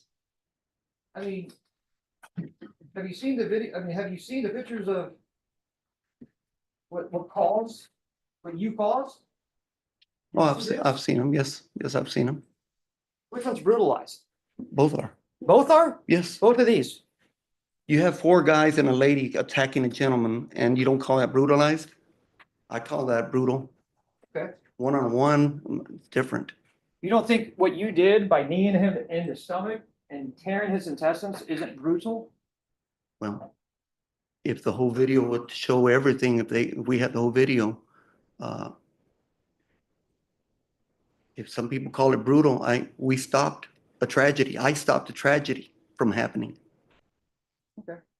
So again, we realize that this video of you kneeing him doesn't come up until weeks later. You're having this conversation with Tina Jimenez the next day. And then the text messages that have been entered, well, partial, your text messages have been entered into evidence, go over a period of a few days up to like the 24th or so. Is that fair to say? That's fair to say. And then at some point, did y'all stop communication? Yes, sir. And that was within probably, and tell the jury, like within the first week or so? Maybe, yes, maybe a week, whatever the dates are on the phone. The phone will be accurate on the pictures. And so you actually had that conversation with the phone call, and then you, within the first day or on that day, and then the text messages last a few days, and then you don't have any more contact with her. And then later on, Detective Gross actually contacts you, is that right? Yes, sir. And that's probably within a week or maybe like a week or two? More or two, or it was further down the line. It wasn't quick. And that video of you kneeing him hasn't surfaced yet. I don't remember. But I mean, you spoke to the police before it surfaced, right? Yes, And you spoke to Tina before it surfaced, yes, and you talked to the officers that night before it surfaced. Is that correct? yes, sir. You never mentioned to any of them that you need somebody in the stomach as hard as you did on that video, did you? I didn't realize I did it that hard. I didn't realize there was so much going on. I didn't even remember that I did that. It was just so chaotic. You didn't mention to anyone that you hit Pablo at all. I didn't even know it was Pablo. You knew you didn't know it was Pablo at the time, but you knew Pablo had been hit and was on the ground that night, though. You found that out. You testified to that just now. Yes, sir. Later on that night, correct. So you knew that. Afterwards, after all this. Talking to Tina the next day, you knew you're the one that need Pablo in the stomach. No, sir, I didn't. It was so many people, they were fighting. I didn't know who was what or what. I didn't know that was him that I hit him in the stomach. You never mentioned that you hit anybody that night to any of the individuals I mentioned, the detective, the officers, or Tina for that matter. You didn't say that to anybody. You didn't tell anybody that particular night that somebody was reaching for a gun and you had to knee them. You didn't tell that to the detective. You didn't tell that to Tina.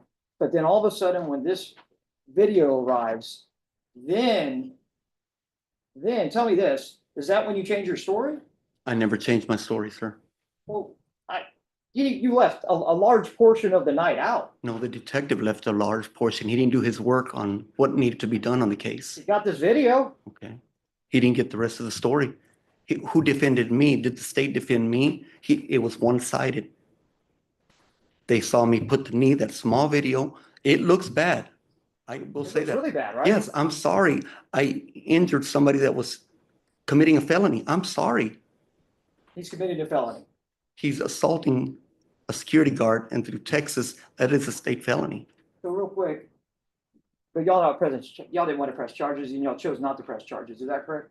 Correct. Let me ask you this. This is a direct quote. I don't care how bad Pablo is, he is a civilian. Did you say that? I don't remember. Now, what's the context? You just read It's in the phone conversation you have with Tina. if it's on the phone conversation, it is. I mean, I don't, again, it's like the video. It's a small clip of what was the conversation. I don't, if I said it, I said it. Okay.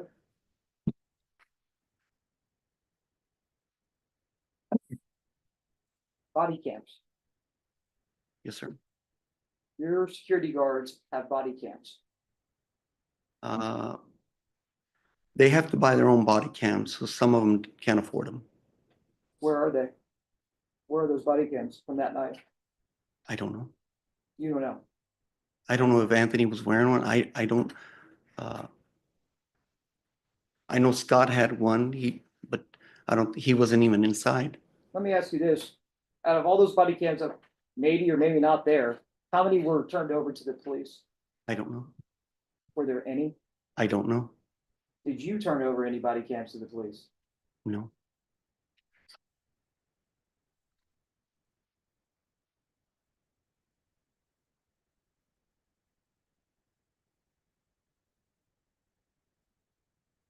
During this phone conversation, you constantly tell Tina, we can file charges against you and Pablo and his nephew and his nephew's girlfriend.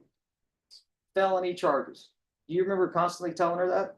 If it's in the audio, then recording it, yes. And you speak about, I'm gonna talk to my security guard about not filing charges. Okay. And then you also say, I don't have to file charges against the girl. You recall that? If it says on the audio, I believe you. And that's the way you were de-escalating. You're de-escalating the situation. You're telling her that we won't press charges Okay, if that's what I said, if you don't press charges. To Tina, you're saying if you don't press charges, we won't press charges. okay.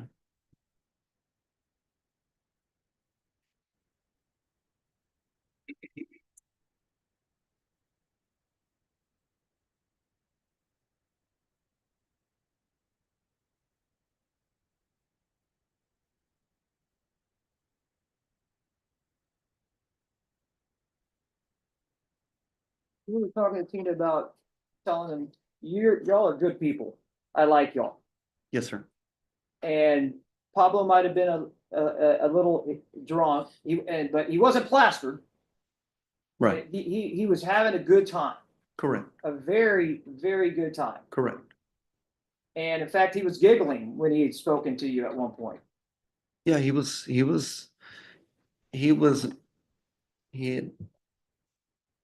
I don't know how to say it. He'd been drinking a little bit more that night than usual.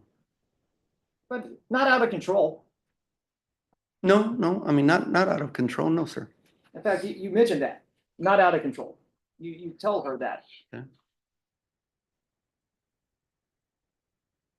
And does Tina ever ask you, like, during this conversation, the one thing that she asked you, do you remember what the one thing that she asked you of? No, sir. Was it something of the factor, please, from the bottom of my heart, I ask you, train them better? Okay. Remember that? If you say it's on the audio, I believe you. Who do you think she's speaking of? Again, objection, hearsay. With regards to hearsay, that will be sustained. The Tina made, that's an objection to hearsay.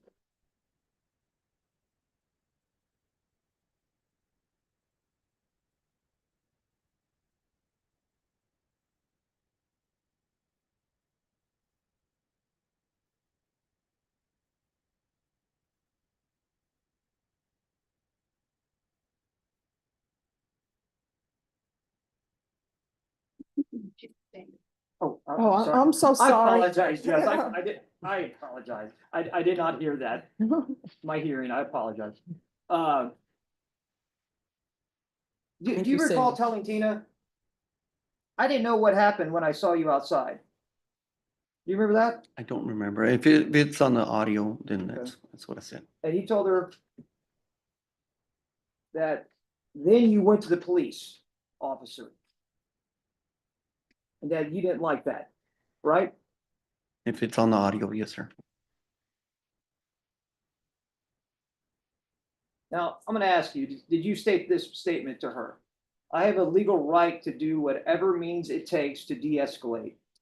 If nobody is listening, they can keep coming and then I'll push them or shove them I do whatever it takes to de-escalate.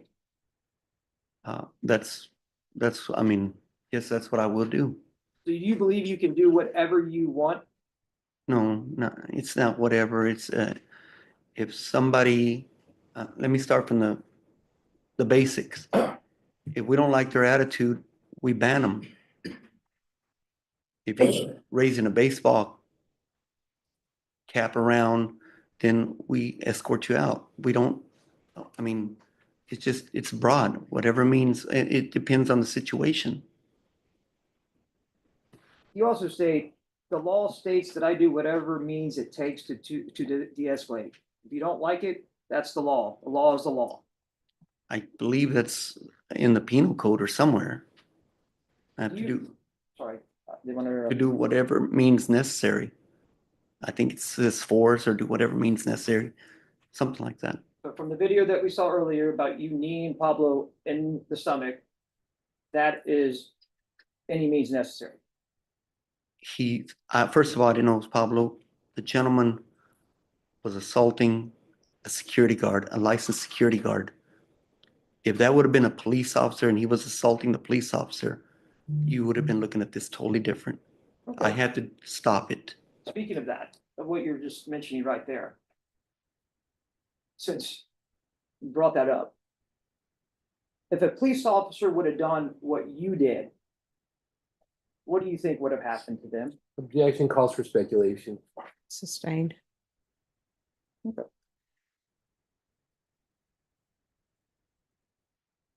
One of the last things you tell Tina is that you'll have to hire an attorney. She'll have to hire an attorney, Esperanza, that is. Because we'll file charges. And then she'll get arrested. She'll have to make a $15,000 bond. And just to prove that she is wrong. Do you recall telling her that? Once again, sir, if it's on the audio, then I said it. I'm not denying it. Okay, thank you. Well, let me ask you this. Who owns the security company that works at your establishment? A grunt security, as my wife owns it. Your wife that is sitting right back here? Yes, sir. And she's the main stakeholder in that. She owns that business. Yes, sir. So she would know where all the body cams are, right? Well, no, there's in a security company, there is a manager. It's not like a regular Walmart manager. There's an actual manager that is in charge, and that he does all the DPS reports and does all that stuff. But she owns the company. Yes, sir. Okay.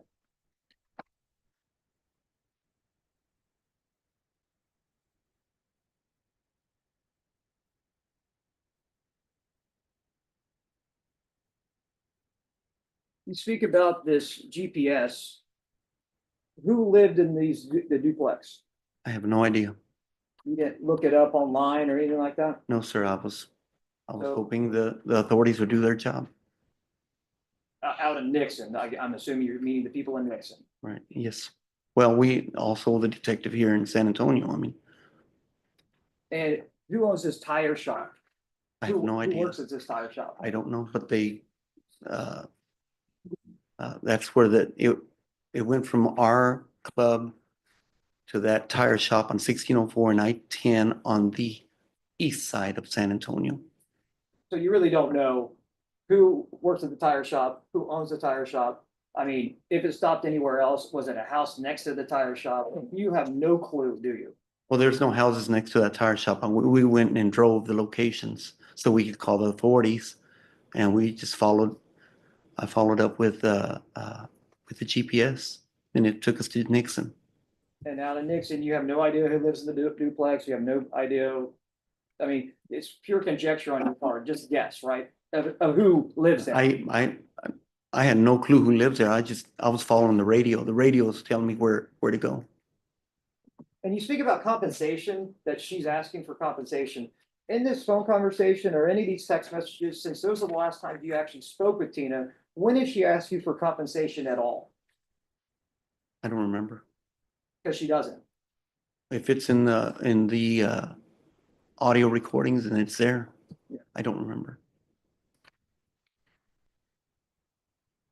And so is your testimony today that you knee dropped into Pablo's stomach to protect everybody? Yes, sir. And this club that you're saying is a safe haven and for everybody. Yes, sir. So why didn't you just grab his hand? I don't understand that. Because I had that other couple behind me and they were just continuously behind me and I did not want to get hit behind my head or get attacked from behind. The same people that were moving away. In fact, if you watch the video again, and we can watch it again if you like. But when Tina really gets upset is after you knee Pablo. You do Well, realize that, I right? hadn't need Pablo when she was attacking him, when she was attacking security guard. Right. I pulled her off, but she was attacking. Right. So, I mean, she You was were- already a problem. I had already assessed she was a problem. And you had cleared the floor, you've gotten all these people off of Anthony Cochran, because Anthony Cochran is now on top of Pablo. You got another security guard right behind you dealing with maybe somebody else that tosses somebody a little bit in that one video, that hazy video of yours. So you have everything sort of calmed down. You have a gentleman holding a lady, and this is when you choose to knee Pablo in the stomach. It's easy to do the Monday quarterback, but when it happens and it's milliseconds, there's only so much you can do and react to so many situations. I assessed it. I saw that couple was a problem when I peeled her off of him when she was attacking the security guard, and I peeled them two and pushed them that way. And then I pushed the rest of the people off, and they scared them, and they just started peeling away like an onion, just keeping it. Now, once you start scattering and dissolving it, then it gets clearer. But if I still have a threat behind me, I couldn't say, oh, well, he didn't do nothing. It's just her. I couldn't just say that. To me, that was a threat, because if they were attacking the security guard when I got there and I pulled them off while they were swinging and attacking the security guard, they are a threat. I don't care if now he's just holding her back. And I'm not doing, no, sir. He was a threat. At one point in that situation, they were both a threat. And that's how I felt. That's what I did. I did what I did. Nobody got injured. Nobody else got injured. There was not a massacre that the weapon did not get loose. No, that's it. I did not want to have a tragedy on my life, on my conscience, that somebody got shot up at a club. You don't think this is a tragedy? He What happened to Pablo? was committing a felony assaulting a security guard. On his back? Yeah, that's to your advantage, that little clip. Where's the rest of that? I don't know. I mean, you have cameras, 14, 16 cameras in this establishment, but only one shows up that's off of a camera from a phone. So you tell me. No, it's not from a phone. We recorded it because we did not want to lose the video on the monitor, because we've lost video before trying to download it. So it's not that I did it. We did it for a reason. And the cameras are not for the customers. They're for the theft. That was just one camera that has a broad for roughly 30 to 40 feet. Well, you talk about a lot of safety, and you have 8 to 12 security guards, and there's like 800 people in this place, but all your cameras, all 14 or 16, only one that's hazy is actually filming anybody out on the dance floor. Is this the first fight you've ever had in this establishment? That camera was not for business when we're open. That camera's for during the week if we get broken into. Okay. Because as you can see, they're not clear with no lights, and in the blinking lights or the strobes, you can't get clarity. So it was just a broad range of a camera. So if somebody broke in, we could see that in general. Because yes, we had maybe 2 cameras per register, sometimes even 3. So because that's where the theft was. You spoke about being a very safe club, correct? When your attorney was talking to you. Yes, sir. You talked about that you had to have, like, for every 200 people, you had to like have 2 or one security guard. Am I remembering that right? Yes, sir. There's a matrix. Yes, sir. But any given moment, during, especially Saturday night, you would have 8 to 12 armed security guards in your establishment. We strive to have as many as possible because quite frankly, a lot of people don't want to work. So if we got 8, we're happy. If we got 12, it's okay because at least we're not understaffed. So So we're, on this particular night, you would have had at least the minimum of 8, uh, and you would have had body cams on some of them probably. Maybe, and they own their own body cameras, but I think there was, see. I don't know if there was 5 or 6 that night. I don't have the head 5 or count. 6 body cams. No, 5 or 6 security guards. I didn't say body cam, sir. But none of those body cams ever, the footage never got to the police. And the only footage from inside this very safe establishment is one hazy camera that was filmed by a phone on a computer screen, right? Yes, sir. And you have fights inside of this establishment. This is not the first one. It's a club. That was a question. So is that a yes or no? Yes, You had some before, correct. several before, haven't you? Yes, You've had other altercations at this establishment. Is that correct? yes, sir. Objection relevance. Overruled. Correct? Yes, sir. And even after this incident happened, you've had altercations and fights at the establishment, correct? Yes, sir. And on all of those, how many videos made it to the police for them to investigate? Well, I mean, the fights. Yes, objection. Those are other incidents that are not relevant to this. Objection relevance. All right, if I have parties approach.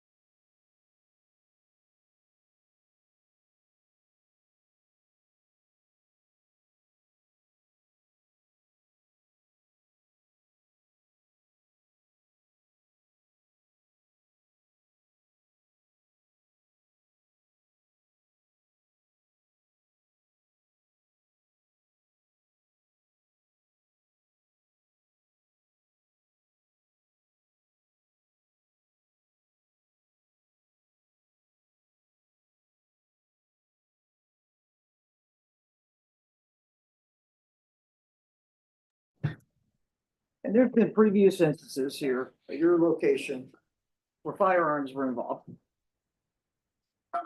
Yes, And in those instances, you would be contacted by police, correct?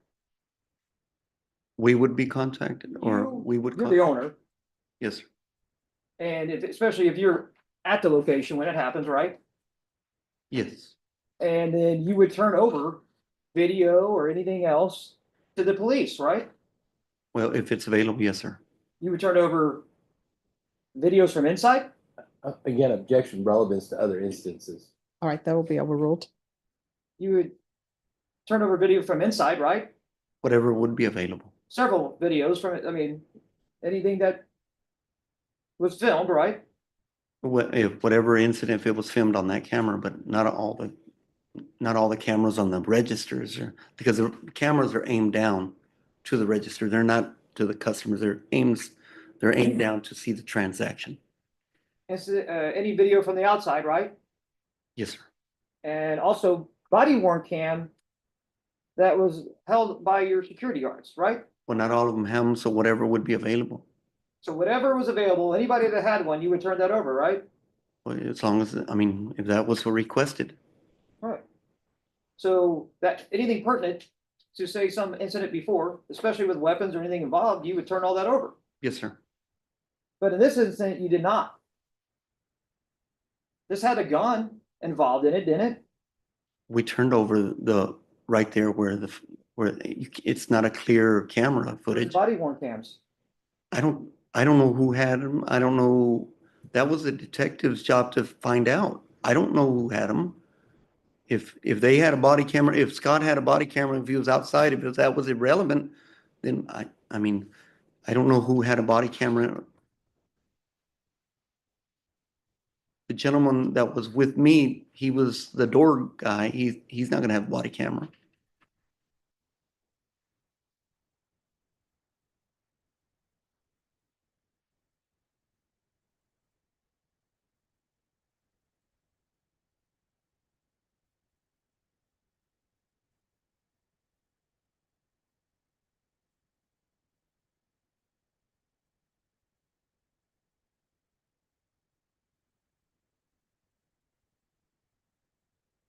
Now, in September of 2023, that's in September, this happened in August 20th, 2023, but in September of 2023, you spoke with Detective Gross.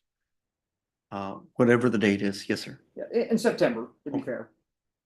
And do you remember saying that that the victim of the ag assault SBI, which is Pablo, you knew at that point he was the victim because he'd already had surgery and everything, right? I believe Detective Gross had told me about him. And you say to the detective, I didn't even touch him. You remember saying that? No, I know he had asked me about the lady and her husband or her boyfriend or her husband, whatever it was. And then that's when I said I didn't touch him, but I got confused. Oh, so you're confused on that one? Yes, sir. I mean, if you listen to the audio, you could hear that I'm confused. So that says it on the audio. If it That's says it, accurate. it says, but I was confused. Pass the witness, Your Honor. All right, defense. Mr. Rendon, do you think it's your job to investigate crime or is that the police job? I trust the police job to do it. And so if a police officer was talking to a security officer, a police officer would know if he's wearing a body cam because he could see it, correct? Correct. And you don't pay for body cameras for officers. No, sir. It's very expensive, isn't that correct? Yes, sir. And there are some that choose to do it and there are some that choose that they can't afford it. Correct.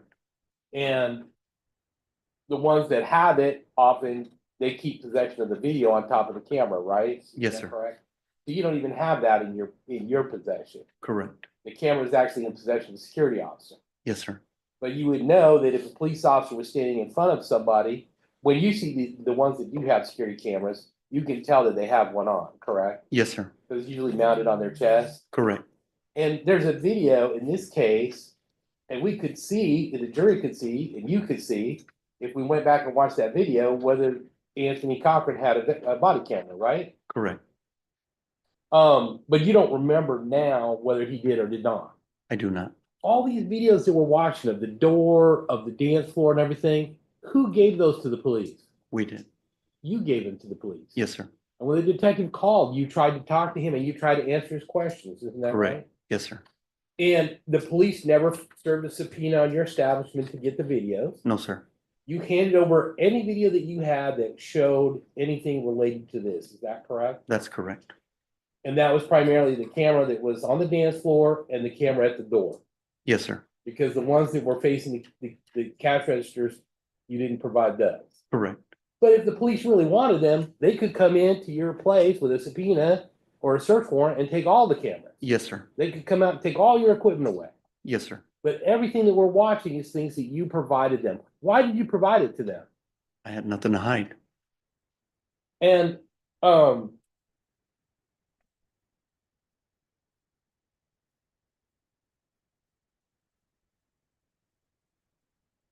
when you dropped that knee on this man, did you do that to be cruel?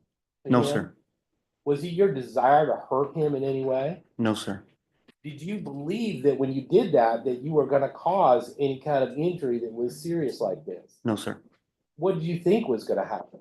I was just gonna buy some milliseconds to get so the security guards would all get there so they could take care of the situation. When you found that he was injured and that it may have been caused by this, was that surprising to you? Yes, it was. Okay. I'll pass witness. Do you believe you were reckless? No, sir. You don't. No, sir. By kneeing the man that's defenseless on the ground, you don't believe that's reckless? No, sir. That's a snippet of what was happening. There's plenty of time before and after on that. If they would have provided you with the whole video, it would have shown exactly and you could have been able to assess it. And Whatever is necessary, right? yes, sir. Thank you. That's the witness. I have nothing further, Your Honor. All right, you may step down.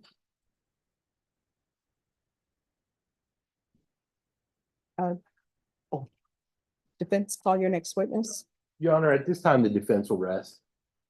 State, any witnesses? State closes, Your Honor. Defense, do you close? Defense will close. All right, ladies and gentlemen, you've heard all of the evidence at this phase of the trial. I am going to excuse you for the day. We'll be back on Monday at 9:30. At that time, both parties will present you with their closing arguments. Over the weekend, don't think about this case. Don't do any investigation, don't Google anything, don't watch anything, don't talk about anything that you've heard in this case.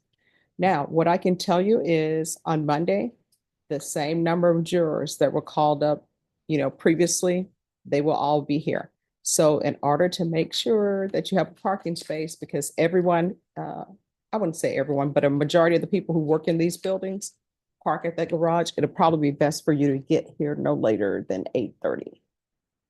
All right, any questions before I release you? All right, everyone, please rise for the jurors. Just one moment.